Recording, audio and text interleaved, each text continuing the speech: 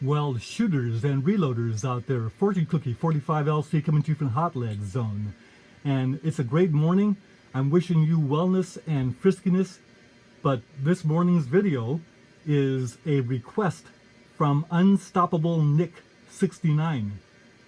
And he's got a friend that is getting into bullet casting, and they'd like some recommendations as to some bullet molds that can be successful and good starting points for them, this kind of thing. They're talking about cast bullets for handguns, and it's a big subject.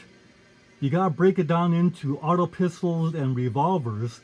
And before we get into that though, some general don'ts that would be good starting points. So first of all, you see some real heavyweight bullets here in 45 caliber and 44 caliber. And you also see some lightweight bullet here for 38 caliber.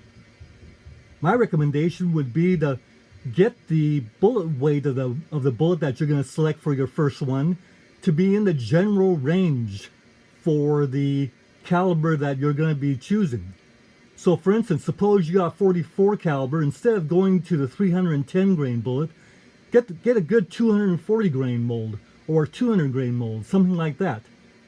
Something that'll give you some good starting point. If you're in 38 caliber, avoid the rings like the 105s, the 95s, the 200 grain 38 bullets. Stay with the general 158, 150, 140 grain bullets, this kind of thing. That gets the bullet weight started. Now notice that these have gas checks on them. I recommend you avoid the gas check designs, because you won't get much utility out of them as much as you would the flat base designs. Turns out that you can shoot magnum velocities without the gas checks. Gas checks raise the cost of your ammo by 4 to 5 cents, more like 5 cents a shot. Not necessary. You don't need it to stop leading. You really don't need it to increase accuracy, this kind of thing. You might get a little better accuracy down the road, but that's for later on. For your first bullet mold, avoid the gas check designs. So let's talk about our popular auto pistol cast bullets first. What you see there is the M&P 45 ACP by Smith & Wesson. Well, there's a lot of good auto pistols out there. Most of them will shoot cast bullets readily with no prohibitions or anything like that. So, what kind of bullet is best for the auto pistol? Well, first of all, this is what auto pistols are designed to feed and function and shoot best. You really can't go wrong with your first mold for your auto pistol being a round nose design that copies the shape of those GI type hardballs. And all the companies make these round nose designs for cast bullets in the same weight range as the GI hardball. Happens to be the most value for your money. Now, if you're going to buy a Lee mold, I recommend that you get the TL or tumble lube design. Now, whether you do traditional lubing and sizing or whether you're doing powder coating, doesn't matter.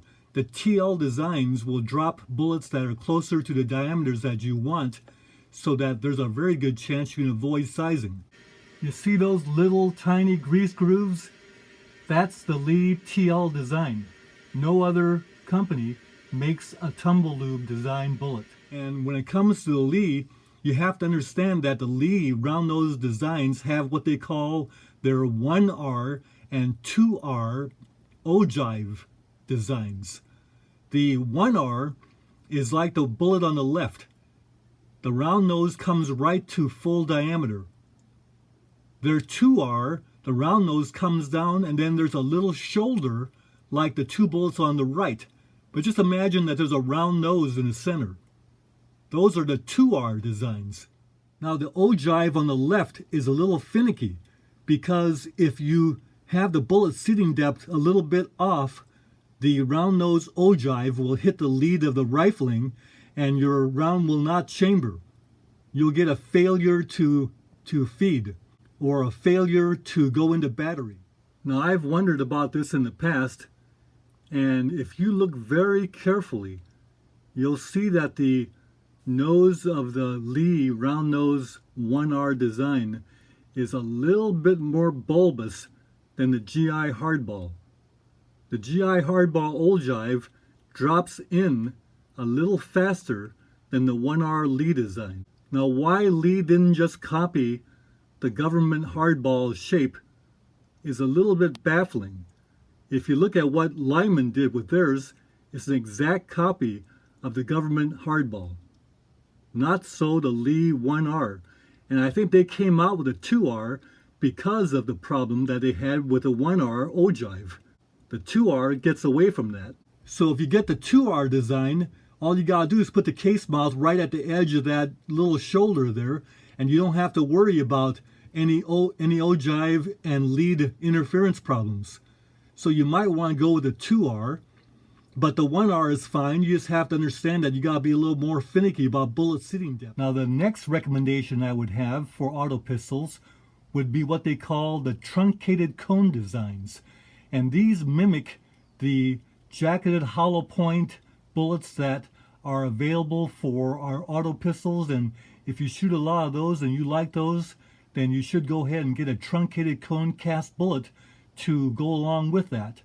And these will feed readily, and they're not hard to load because you would just put the case mouth right at that junction where the shank of the bullet meets the truncated cone.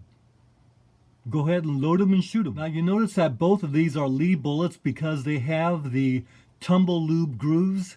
Only Lee designs have the tumble lube grooves. But the truncated cones are available from all the companies. So UnstoppableNick69, what we have now are our revolvers. And the thing about revolvers is that there's no problem with bullet shape. So anything that is the right caliber, whether it's made for revolver or even auto pistol, as long as it's the right diameter, we can use them in our revolvers. So I would recommend for a first mold, for a revolver, get yourself a good semi-wad cutter in the weight range that's common for your caliber. Notice that these semi-wad cutters, the tumble lube design ones, don't have a crimping groove like the two semi-wad cutters in the center, or even the one that's right in the center that's in a loaded round. But the tumble lube grooves have the advantage that you can use any of the tumble lube grooves for a crimping groove. So they are actually excellent revolver bullets. The one on the left is a 44 caliber. The one on the right, the red one, is a 45 caliber. But imagine those being scaled down for 38 caliber. They are all available from Lee, and the ones in the middle are available from the other companies also. The one that's second from the left happens to be a Keith bullet, classical bullet, and available only from Lyman. So there you go.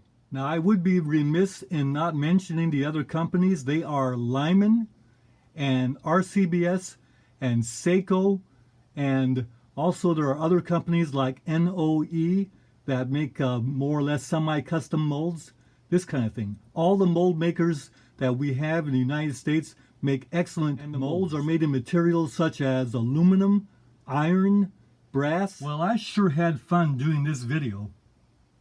So UnstoppableNick69, thank you again for suggesting it. And it's also not very often that I can tell people to get frisky. Bye for now.